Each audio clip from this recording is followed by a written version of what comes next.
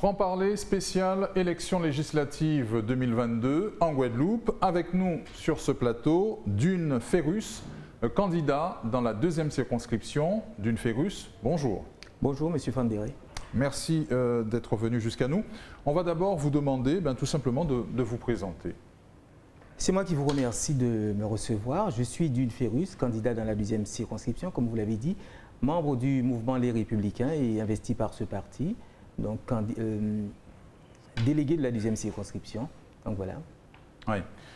Donc les Républicains, le drapeau des Républicains n'est pas en berne politiquement en Guadeloupe.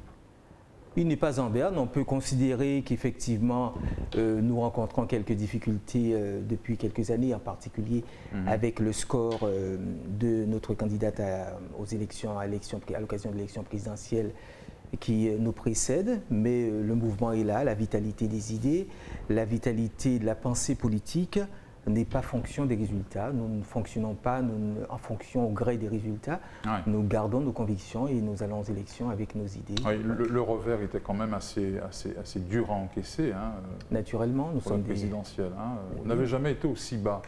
Nous sommes des militants, nous sommes des conquérants. Naturellement, ces résultats n'ont pas été un succès, c'est le moins qu'on puisse dire. Mais nous gardons bon espoir dans la mesure où nos idées demeurent d'actualité, les questions qui se posent à notre société, la nécessité d'une confrontation des grands courants de pensée n'a jamais été aussi nécessaire, je pense, quand on voit les résultats de l'élection présidentielle chez nous, sur notre territoire. On se dit qu'on a besoin de cette confrontation des idées, des vraies idées, des idées au plan économique, au plan politique, entre la gauche et la droite. Nous avons besoin de retrouver cela, ce qu'on avait perdu depuis 2017. Quel sens faut-il donner, Dune Ferrus, à votre candidature là, dans la deuxième circonscription?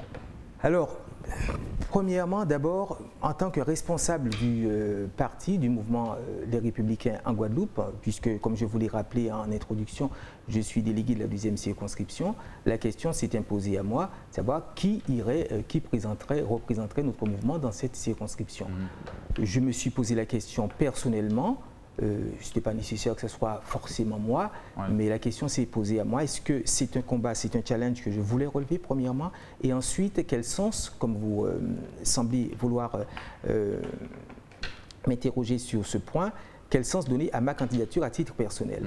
Je crois qu'en tant que personnalité attachée aux questions liées à la liberté, ma candidature prenait tout son sens au regard des 5 dernières années et singulièrement des 2 années et demie que nous avons vécues s'agissant de la gestion calamiteuse de la crise sanitaire que nous avons vécue. Sans doute aurons-nous l'occasion d'aller plus en avant sur cette discussion. Oui, poursuivez justement sur la crise sanitaire, qu'avez-vous à dire? Oui, alors pour la crise sanitaire, je dirais simplement que le principe en démocratie, c'est dans un état de droit, c'est la liberté, c'est de jurisprudence constante, Conseil constitutionnel, Conseil d'État, et les restrictions à la liberté doivent demeurer des exceptions.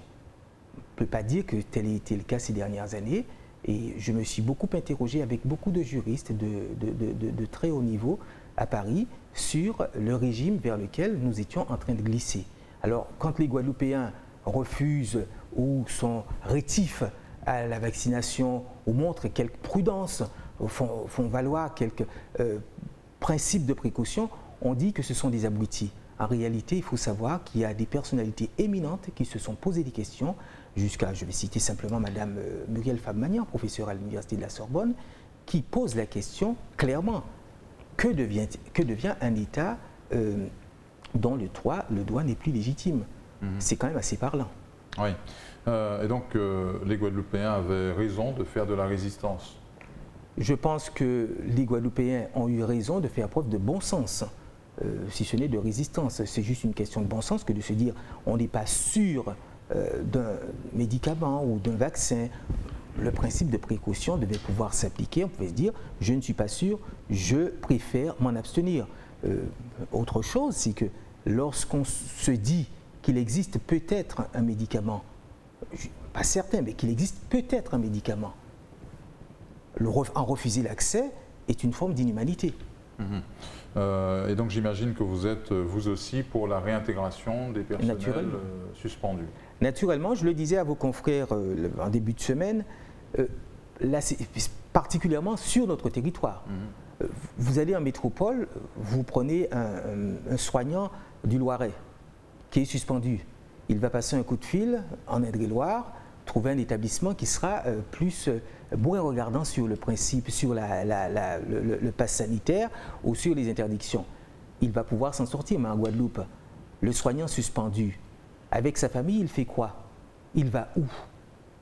Les solutions ne sont pas les mêmes. Il y a effectivement une spécificité liée à notre insularité qui aurait dû être prise en compte. Et là, je pense qu'on peut faire 2 ou 3 reproches à nos parlementaires ou à nos représentants, à nos élus locaux de manière générale, puisque sur cette question-là précisément, le Congrès aurait pu s'investir d'une tâche pour demander une adaptation de la législation à notre territoire. Ouais, donc pour vous, nos élus en responsabilité n'ont pas fait le job? Je crois que c'est une question de responsabilité. Là encore, c'est au cœur de la conception que moi je me fais de la politique. Je crois que j'en appelle à une société politique de la responsabilité, tout simplement. Responsabilité des gouvernants, naturellement, que ce soit au niveau de l'État, mais responsabilité également, ou alors au niveau des collectivités, des gouvernances locales, mais responsabilité également des gouvernants. Oui. Et je le dis sans parti pris particulier. Donc je crois que nous devons rentrer dans cette mentalité, dans cette conception de la politique où chacun encaisse, assume ses responsabilités. Face à une pandémie que personne n'a vu venir et pour laquelle on n'avait absolument aucun recul. Oui, même face à une pandémie. Alors j'entends cette objection qui est légitime d'ailleurs, mais est-ce à dire que les Guadeloupéens ne savent pas ce que c'est qu'une pandémie?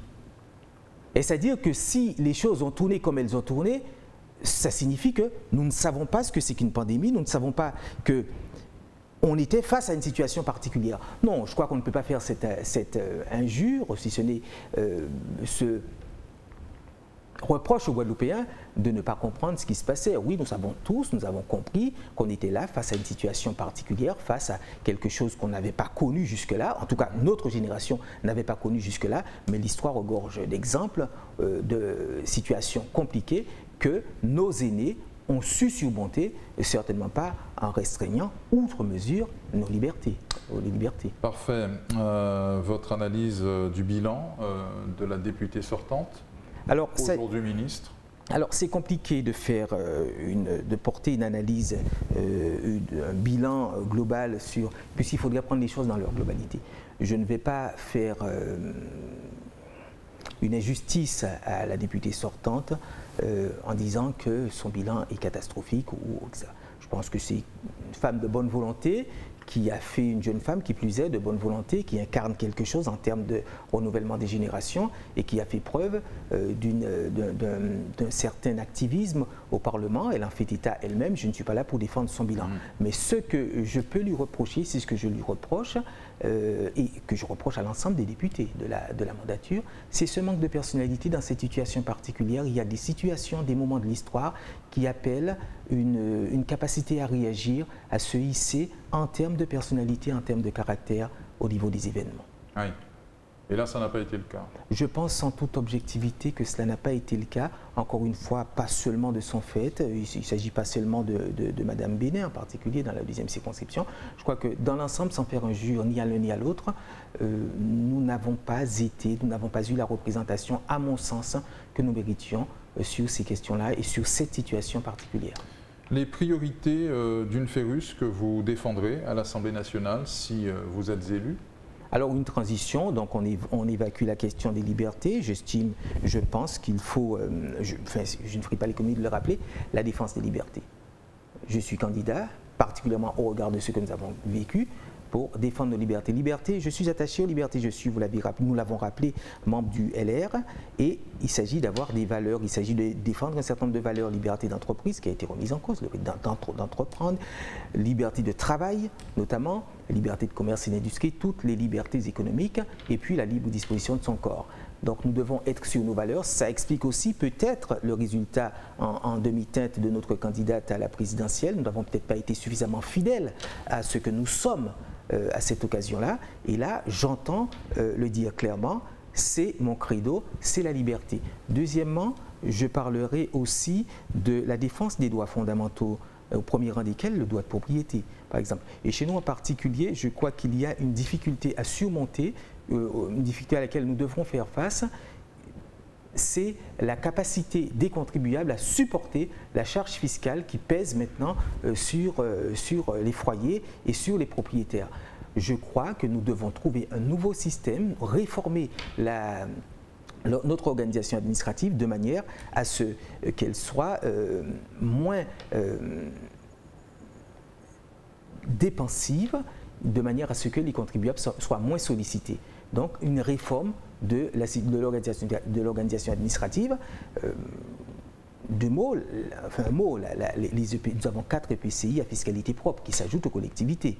Et il y a un moment où les contribuables n'y arriveront plus. Ouais, donc il faut simplifier. Je pense qu'il faut simplifier. Je pense qu'il faut trouver une solution qui permette, sinon, je ne sais pas, des communautés des communes à la place, etc. Mais enfin, en tout cas, en l'état actuel, ça ne va pas tarder. Je crois qu'on commence à se rendre compte que les EPCI à fiscalité propre sont un problème pour les contribuables. Oui, oui, et lorsqu'on parle de réforme de nos institutions, il faut mettre tout ça dans le même élan? Alors je ne suis pas certain qu'il faille mettre tout cela dans le même élan. J'entends parler effectivement de la réforme des institutions, je n'ai pas d'avis figé là-dessus, je suis en réflexion, je poursuivrai ma réflexion sur la question, je ne suis pas fermé sur ce sujet-là, mais je crois que la priorité, la première des réformes aujourd'hui, au regard de la défiance de l'électorat, de l'électeur vis-à-vis de la classe politique, la première des réformes, c'est la réforme des pratiques. Je veux une réforme institutionnelle par la pratique. Je veux plus d'éthique, instaurer plus d'éthique dans nos pratiques politiques. La première réforme institutionnelle viendra de notre incapacité à réformer nos pratiques institutionnelles, nos pratiques politiques. Oui, c'est-à-dire? C'est-à-dire que un député, un maire, un président de communauté d'agglo, à peine élu ou qui a sollicité très récemment, ça passe mal chez l'électeur. Qui se présente aux élections législatives, dans la foulée, ça passe mal chez l'électeur. Vous savez, je suis à Sainte-Anne, et j'entends par exemple, sans vouloir jeter l'anathème sur tel ou tel, mais j'entends ce qui se dit. J'entends ce qui se dit. L'électeur comprend mal qu'on sollicite un mandat aujourd'hui et que demain on se dise « Ah hop, j'ai un formidable projet pour la nation, je vais être député ». L'électeur comprend mal qu'on dise « J'ai envie d'être maire aujourd'hui, demain président de communauté d'agglomération parce que j'ai un formidable projet pour le PCI, et puis hop, j'ai envie d'être député parce que j'ai un formidable projet pour la nation ». Ça passe mal. Donc la pratique, nos pratiques, l'approche des électeurs, la façon d'aborder... Vous parlez de Christian Baptiste, en fait, qui est un petit peu trop... Il n'y a pas que lui, il n'y a pas que lui. Non, je ne parle pas de gourmandise. Je ne me permettrai pas. Alors comment vous qualifiez ça? Je n'oserais pas. C'est de l'ambition? Non, je pense que c'est de la maladresse, probablement. En tout cas, les électeurs vont qualifier. Il appartiendra aux électeurs de qualifier. Et de ce que j'entends, de ce que je comprends, il y en a un certain nombre qui l'analysent comme peut-être une maladresse et si ce n'est une erreur en termes de timing.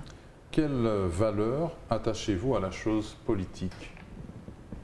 Est-ce que vous pouvez préciser votre question? Quelle valeur attachez-vous à la chose politique? C'est assez vague comme question. Je pense que... Qu'entendez-vous par là? Oui, vous savez ce que c'est que les valeurs. En effet, tout à fait. Voilà. Lesquelles pour vous ont du sens, devraient avoir du sens aujourd'hui? Alors, l'intérêt commun. Pour moi, la politique consiste d'abord à défendre des intérêts communs, à protéger l'intérêt commun et à faire en sorte de protéger ce que nous avons de plus précieux. Je crois qu'aujourd'hui, ce que nous avons de plus précieux, qui peut paraître et qui, en effet, dans les faits, sont en difficulté, c'est notre démocratie locale. Quand on voit la crise insurrectionnelle que nous avons vécue au mois de décembre, je ne pense pas que tout soit réglé. Bon, tout le moins, si les choses sont réglées, je ne pense pas que tout soit résolu. Donc, je crois que ce que nous avons de plus précieux, c'est notre capacité à s'accepter mutuellement, à vivre ensemble et à accepter les gouvernances successives, les alternances. Dès lors que des politiques, il n'y a pas de relation, de discussion possible entre des électeurs, entre des corps constitués et la classe politique, nous sommes face à une difficulté. Et ce qui s'est passé, je dois vous l'avouer, M. Fondéré, ce qui s'est passé au mois de décembre m'inquiète au plus haut point.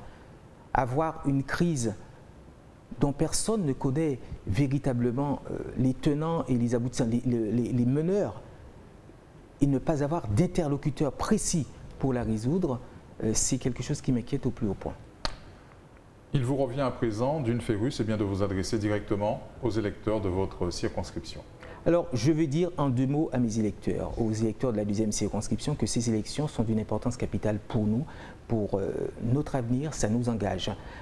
J'ai dit, et nous l'avons dit avec ma suppléante Mercedes Platon, que nous avons choisi ensemble, moi membre du LR et elle membre de la société civile, de faire la convergence, d'aller vers une convergence des intelligences afin de faire prévaloir, de faire entendre l'expression des souffrances de notre territoire.